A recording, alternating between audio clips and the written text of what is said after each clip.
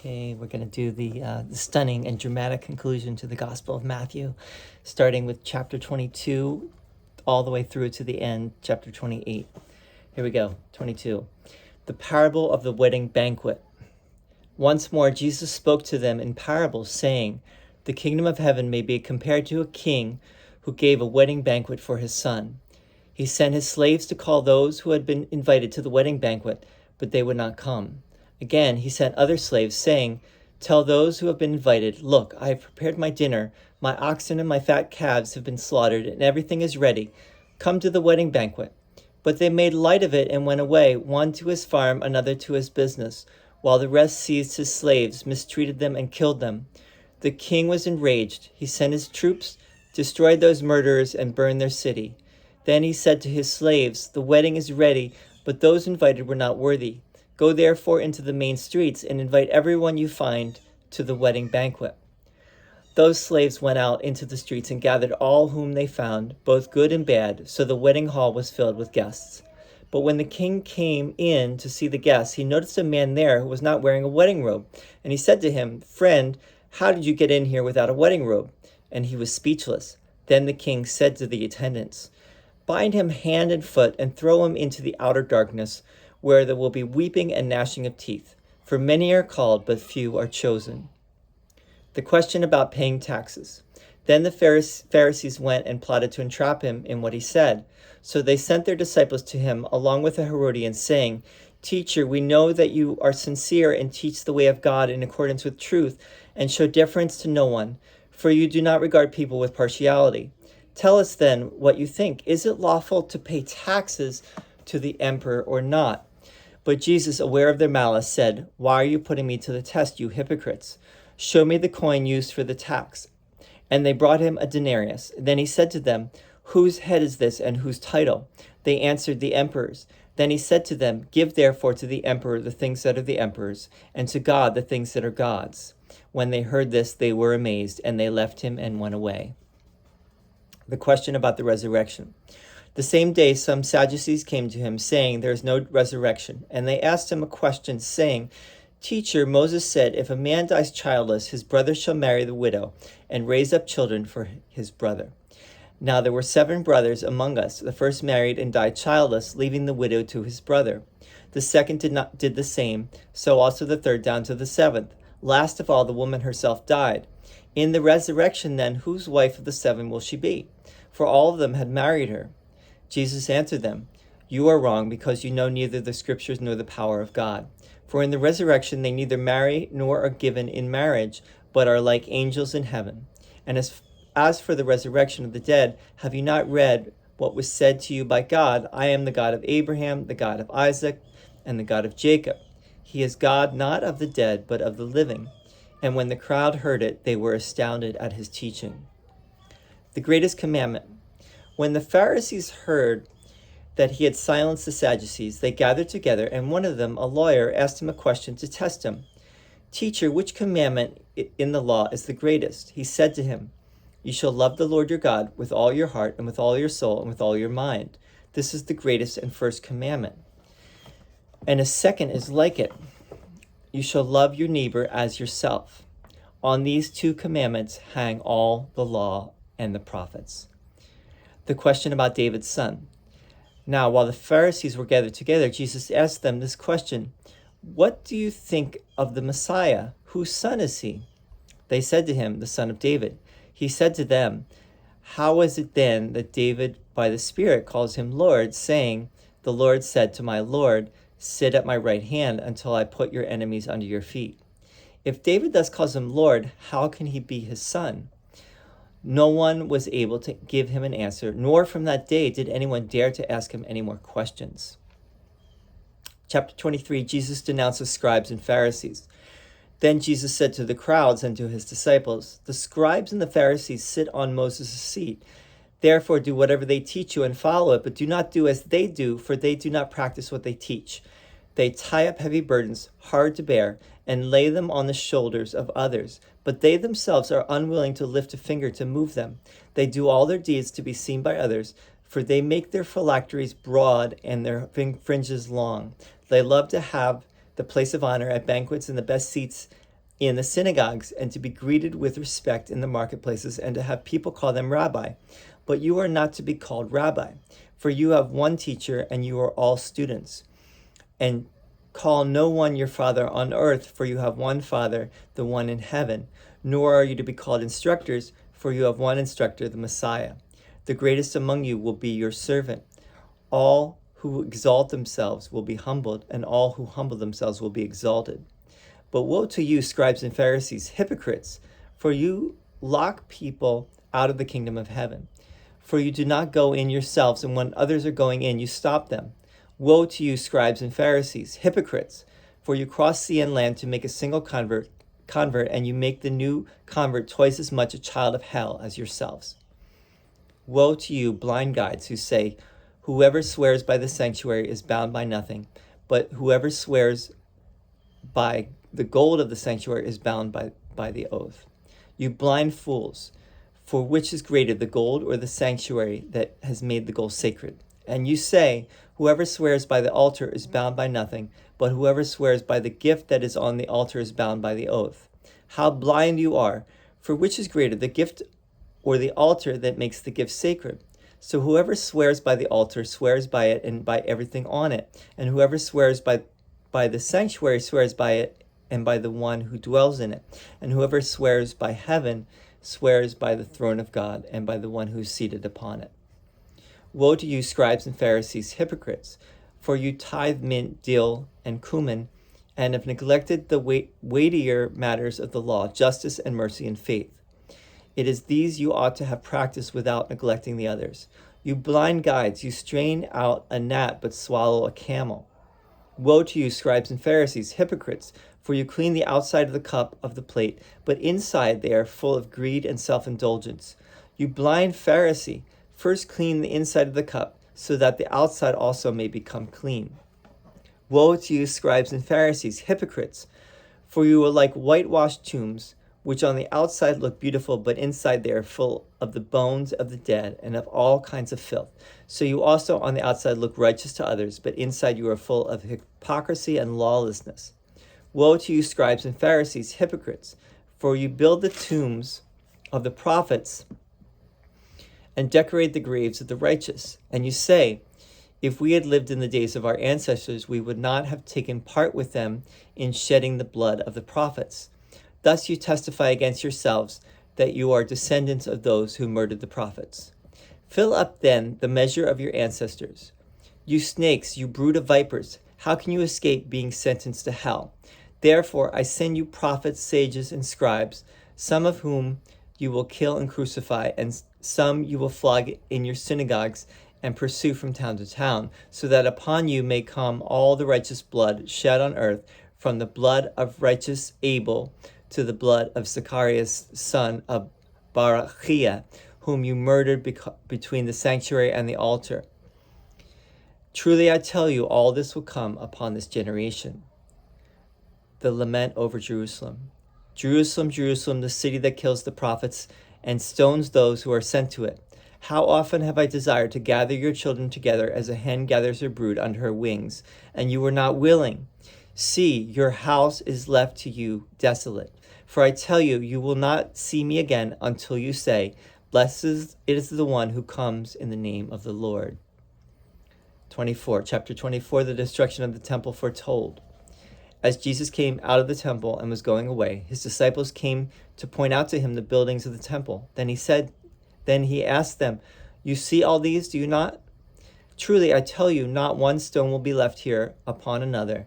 All will be thrown down. Signs of the end of the age.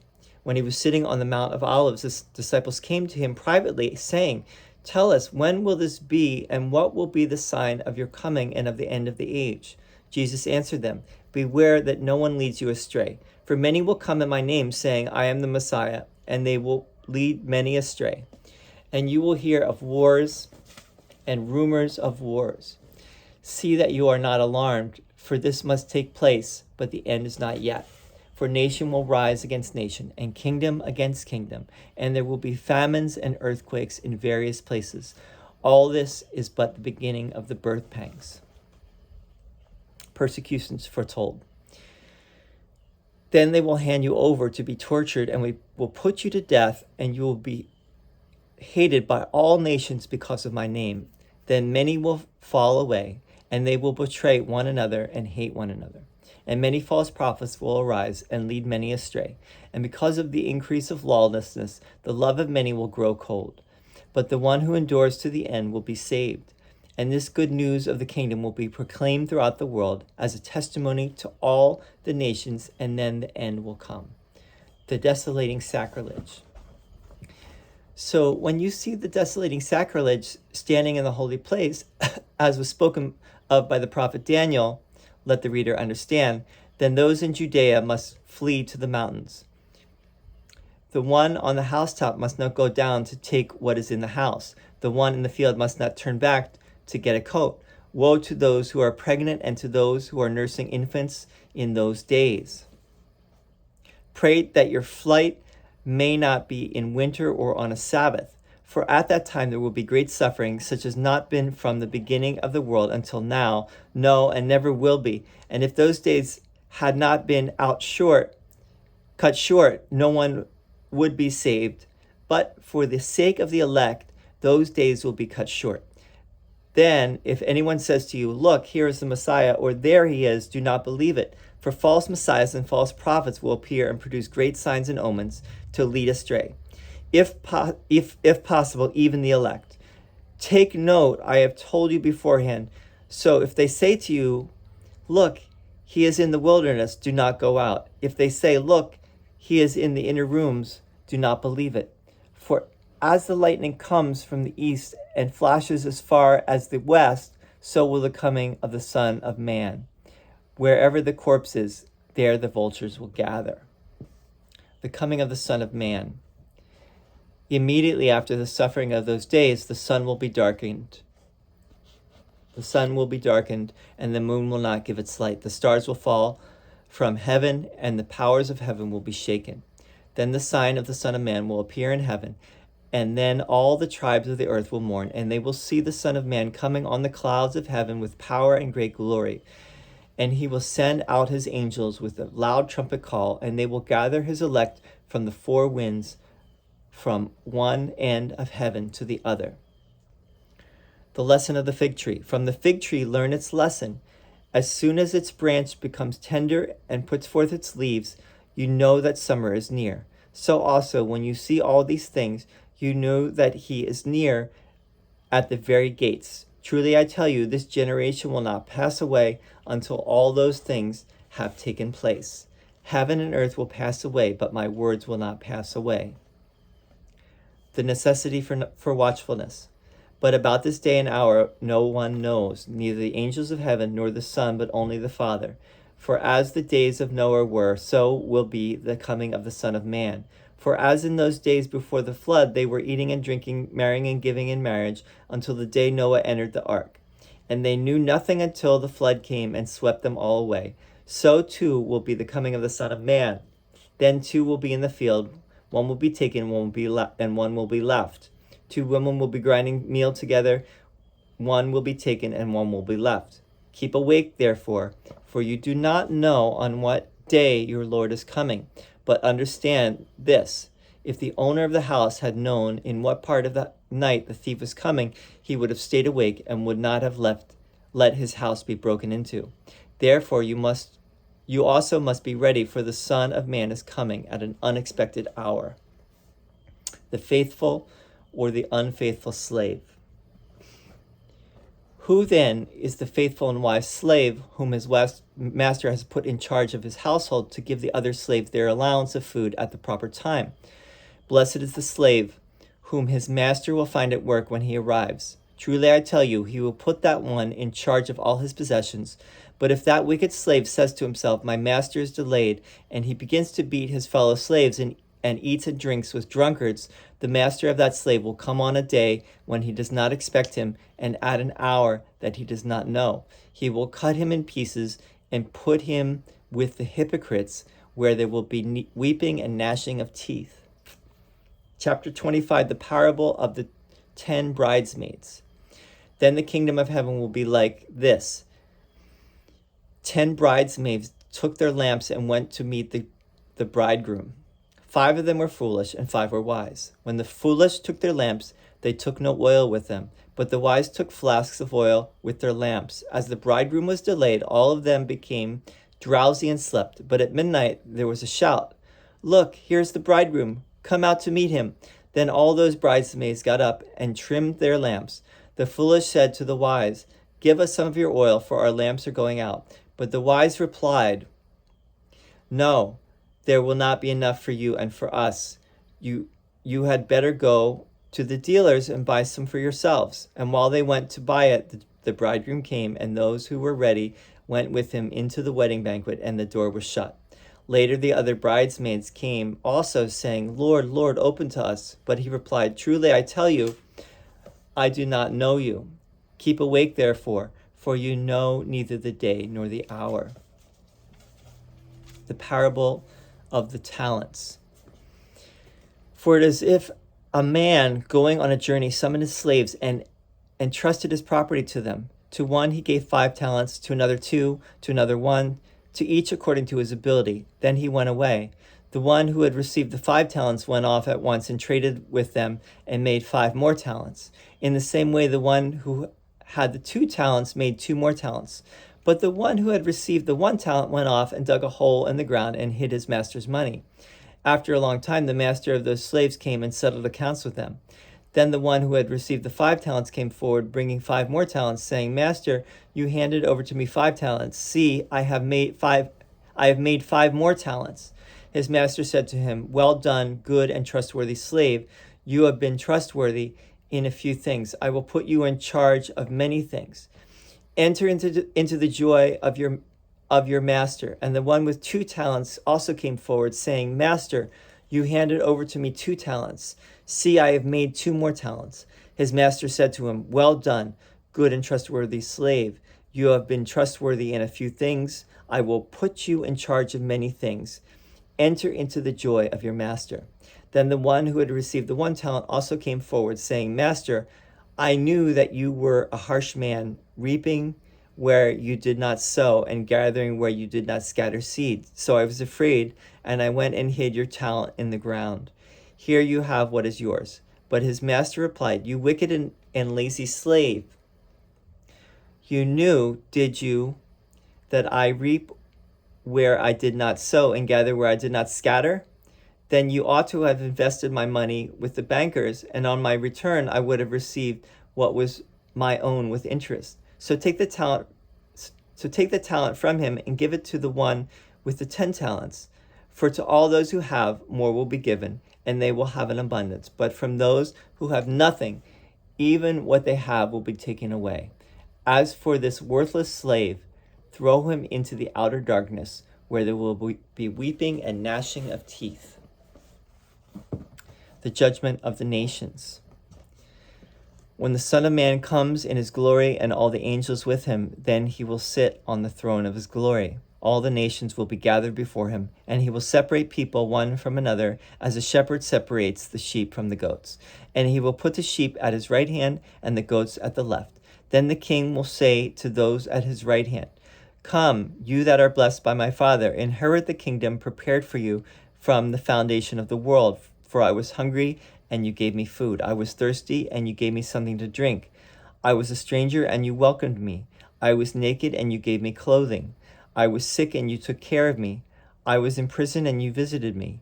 Then the righteous will answer him, 'Lord, when was it that we saw you hungry and gave you food, or thirsty and gave you something to drink? And when was it that we saw you a stranger and welcomed you, or naked and gave you clothing? And when was it that we saw you sick or in prison and visited you?'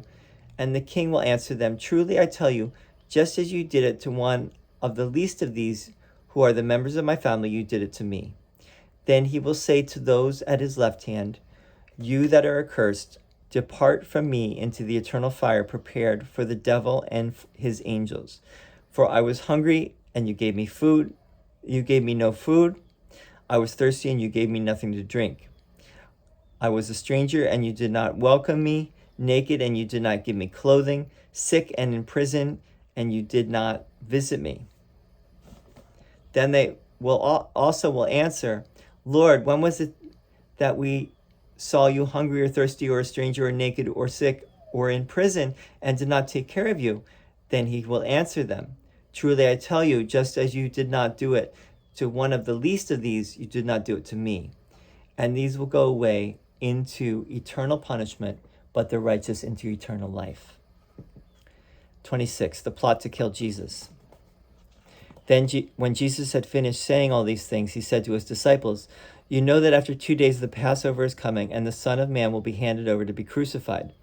Then the chief priests and the elders of the people gathered in the palace of the high priest, who was called Caiaphas, and they conspired to arrest Jesus by stealth and kill him. But they said, not during the festival, or there may be a riot among the people.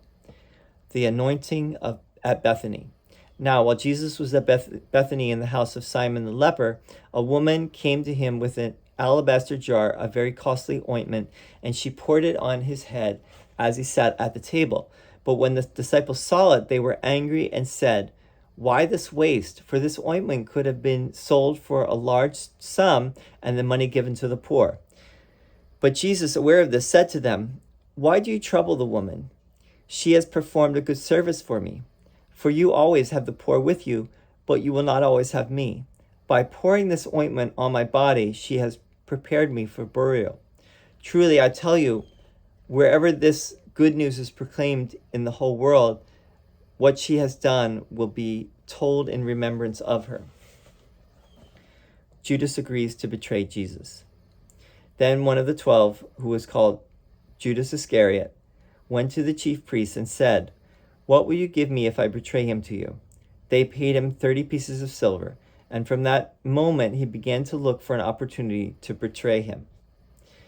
The Passover with the disciples. On the first day of unleavened bread, the disciples came to Jesus saying, where do you want us to make the preparations for you to eat the Passover? He said, go into the city to a certain man and say to him, the teacher says, my time is near. I will keep the Passover at your house with my disciples. So the disciples did as Jesus had directed them, and they prepared the Passover meal. When it was evening, he took his place with the 12, and while they were eating, he said, truly I tell you, one of you will betray me.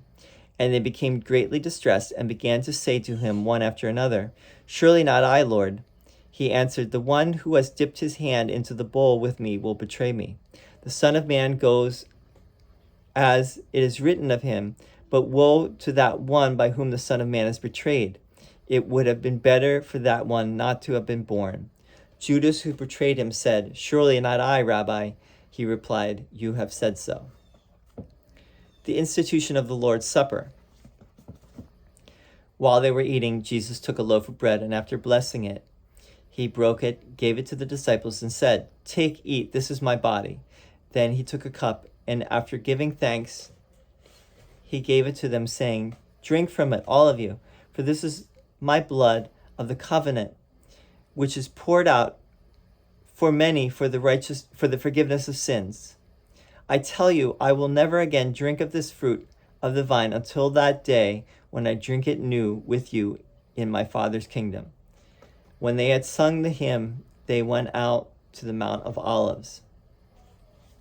Peter's denial foretold. Then Jesus said to them, you will all become deserters because of me this night, for it is written, I will strike the shepherd, and the sheep of the flock will be scattered. But after I am raised up, I will go ahead of you to Galilee. Peter said to him, though all become deserters because of you, I will never desert you. Jesus said to him, truly I tell you, this very night before the cock crows, you will deny me 3 times. Peter said to him, even though I must die with you, I will not deny you. And so said all the disciples. Jesus prays in Gethsemane. Then Jesus went with them to a place called Gethsemane, and he said to his disciples, sit here while I go over there and pray. He took with him Peter and the 2 sons of Zebedee, and began to be grieved and agitated. Then he said to them, I am deeply grieved, even to death. Remain here and stay awake with me.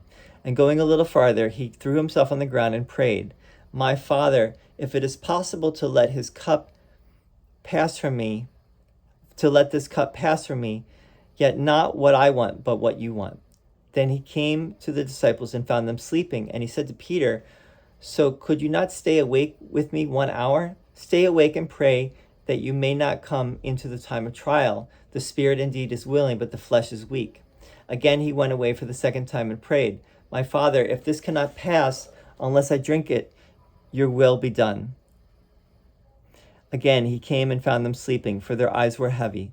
So leaving them again, he went away and prayed for the third time, saying the same words. Then he came to the disciples and said to them, "Are you still sleeping and taking your rest? See, the hour is at hand, and the Son of Man is betrayed into the hands of sinners. Get up, let us be going. See, my betrayer is at hand." The betrayal and arrest of Jesus. While he was still speaking, Judas, one of the 12, arrived.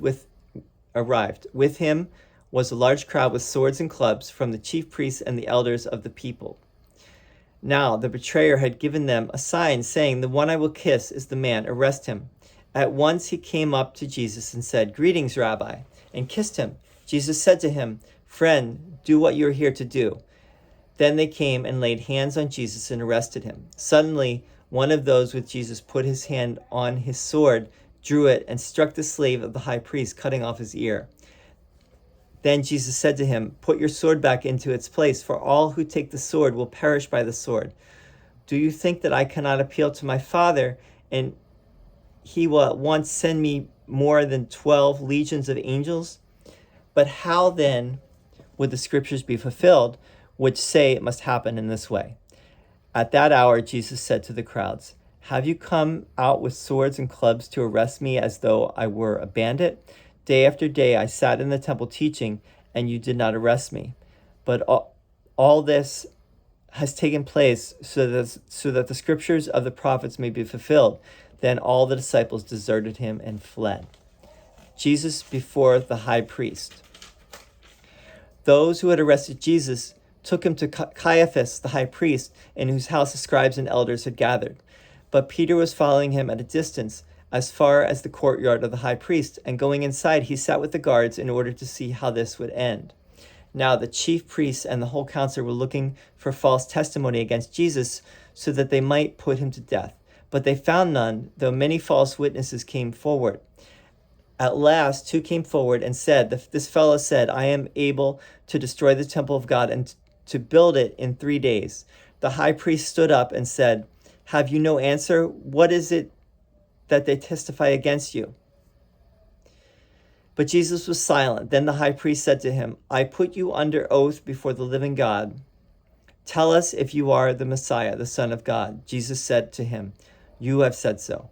But I tell you, from now on you will see the Son of Man seated at the right hand of power and coming on the clouds of heaven." Then the high priest tore his clothes and said, "He has blasphemed. Why do we still need witnesses? You have now heard his blasphemy. What is your verdict?" They answered, "He deserves death." Then they spat in his face and struck him, and some slapped him, saying, "Prophesy to us, you Messiah. Who is it that struck you?" Peter's denial of Jesus. Now Peter was sitting outside in the courtyard. A servant girl came to him and said, "You also were with Jesus, the Galilean." But he denied it before all of them, saying, "I do not know what you are talking about." When he went out to the porch, another servant girl saw him, and she said to the bystanders, "This man was with Jesus of Nazareth." Again he denied it with an oath, "I do not know the man." After a while the bystanders came up and said to Peter, "Certainly you are also one of them, for your accent betrays you." Then he began to curse, and he swore an oath, "I do not know the man." At that moment the cock crowed. Then Peter remembered what Jesus had said, "Before the cock crows, you will deny me 3 times." And he went out and wept bitterly. Chapter 27, Jesus brought before Pilate. When morning came, all the chief priests and the elders of the people conferred together against Jesus in order to bring about his death.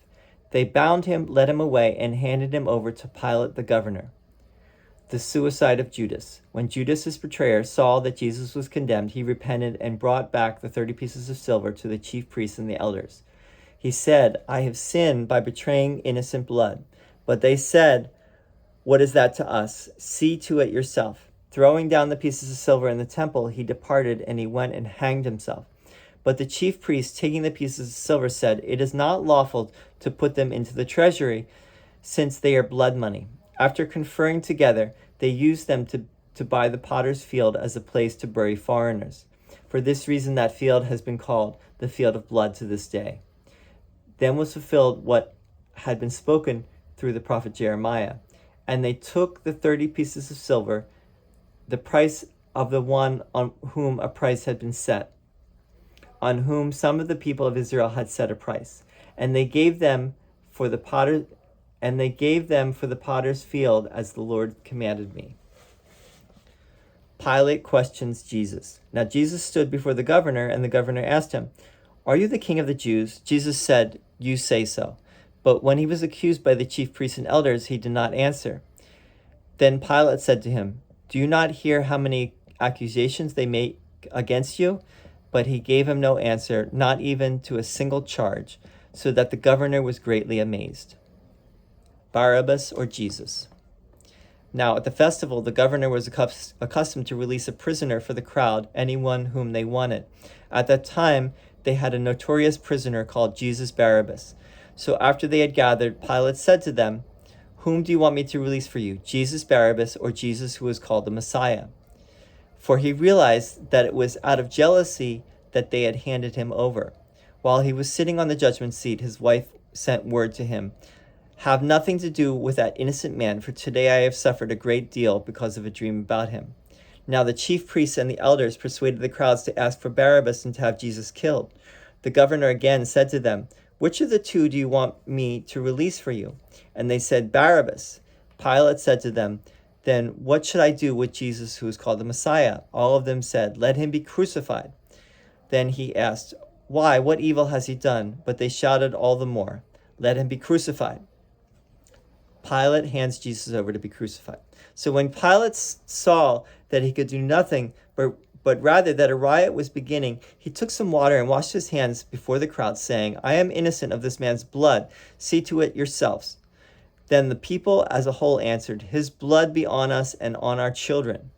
So he released Barabbas for them, and after flogging Jesus, he handed him over to be crucified. The soldiers mocked Jesus. Then the soldiers of the governor took Jesus into the governor's headquarters, and they gathered the whole cohort around him. They stripped him and put a scarlet robe on him. And after twisting some thorns into a crown, they put it on his head. They put a reed in his right hand and knelt before him and mocked him, saying, "Hail, King of the Jews!" They spat on him and took the reed and struck him on the head. After mocking him, they stripped him of the robe and put his own clothes on him. Then they led him away to crucify him. The crucifixion of Jesus. As they went out, they came upon a man from Cyrene named Simon. They compelled this man to carry his cross. And when they came to a place called Golgotha, which means place of a skull, they offered him wine to drink, mixed with gall. But when he tasted it, he would not drink it. And when they had crucified him, they divided his clothes among themselves by casting lots. Then they sat down there and kept watch over him. Over his head they put the charge against him, which read, "This is Jesus, the King of the Jews." Then 2 bandits were crucified with him, one on his right and one on his left. Those who passed by derided him, shaking their heads and saying, "You who would destroy the temple and build it in 3 days, save yourself. If you are the Son of God, come down from the cross." In the same way, the chief priests also, along with the scribes and elders, were mocking him, saying, "He saved others. He cannot save himself. He is the King of Israel. Let him come down from the cross now, and we will believe in him. He trusts in God. Let God deliver him now, if he wants to. For he said, 'I am God's son.'" The bandits who were crucified with him also taunted him in the same way. The death of Jesus. From noon on, darkness came over the whole land until 3 p.m.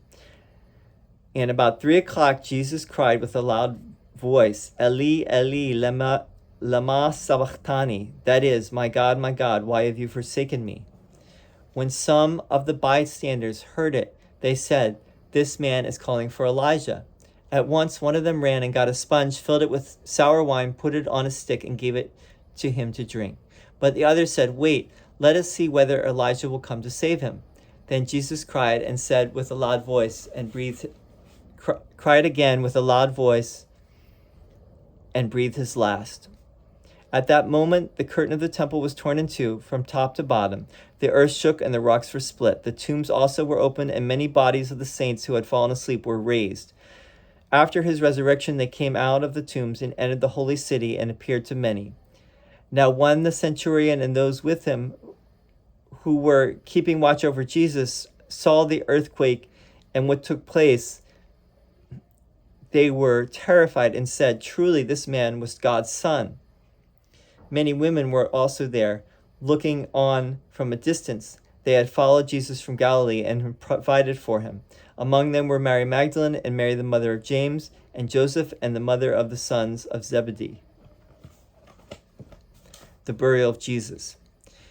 When it was evening, there came a rich man from Arimathea named Joseph, who was also a disciple of Jesus. He went to Pilate and asked for the body of Jesus. Then Pilate ordered it to be given to him. So Joseph took the body and wrapped it in a clean linen cloth and laid it in his own new tomb, which he had hewn in the rock. He then rolled a great stone to the door of the tomb and went away. Mary Magdalene and the other Mary were there, sitting opposite the tomb. The guard at the tomb. The next day, that is, after the day of preparation, the chief priests and the Pharisees gathered before Pilate and said, "Sir, we remember what that impostor said while he was still alive. After 3 days I will rise again. Therefore, command the tomb to be made secure until the third day. Otherwise, his disciples may go and steal him away and tell the people he has been raised from the dead. And the last deception would be worse than the first." Pilate said to them, "You have a guard of soldiers. Go, make it as secure as you can." So they went with the guard and made the tomb secure by sealing the stone. Chapter 28. The resurrection of Jesus. After the Sabbath, as the first day of the week was dawning, Mary Magdalene and the other Mary went to see the tomb. And suddenly there was a great earthquake, for an angel of the Lord descending from heaven came and rolled back the stone and sat on it. His appearance was like lightning, and his clothing white as snow. For fear of him, the guards shook and became like dead men. But the angel said to the women, "Do not be afraid. I know that you are looking for Jesus who was crucified. He is not here, for he has been raised, as he said. Come, see the place where he lay. Then go quickly and tell his disciples, he has been raised from the dead, and indeed he is going ahead of you to Galilee. There you will see him." This is my message for you. So they left the tomb quickly with fear and great joy and ran to tell his disciples. Suddenly Jesus met them and said, "Greetings." And they came to him, took hold of his feet, and worshipped him. Then Jesus said to them, Do not be afraid. Go and tell my brothers to go to Galilee. There they will see me." The report of the guard. While they were going, some of the guard went into the city and told the chief priests everything that had happened. After the priests had assembled with the elders, they devised a plan to give a large sum of money to the soldiers, telling them, "You must say his disciples came by night and stole him away while we were asleep. If this comes to the governor's ears, we will satisfy him and keep you out of trouble." So they took the money and did as they were directed, and this story is still told among the Jews to this day. The commissioning of the disciples. Now the 11 disciples went to Galilee, to the mountain to which Jesus had directed them. When they saw him, they worshipped him, but some doubted. And Jesus came and said to them, "All authority in heaven and on earth has been given to me. Go therefore and make disciples of all nations, baptizing them in the name of the Father and of the Son and of the Holy Spirit, and teaching them to obey everything that I have commanded you. And remember, I am with you always to the end of the age." Okay, and that is the end of the Gospel of Matthew. In another video, I will be talking a little bit about Matthew. And I've also read Mark before this one. So I did Mark and now Matthew. And clearly Matthew, if Matthew came after Mark, which is the scholarly view, Matthew obviously borrows a lot from Mark and also changes a lot of Mark, which is very interesting. So we might talk about that and some other things of note in this gospel. There's so much, so I'll probably just focus on like 13 things again, like I did in the last video. I mean, the one on Mark. Thanks for listening, and I'll see you soon. Bye-bye.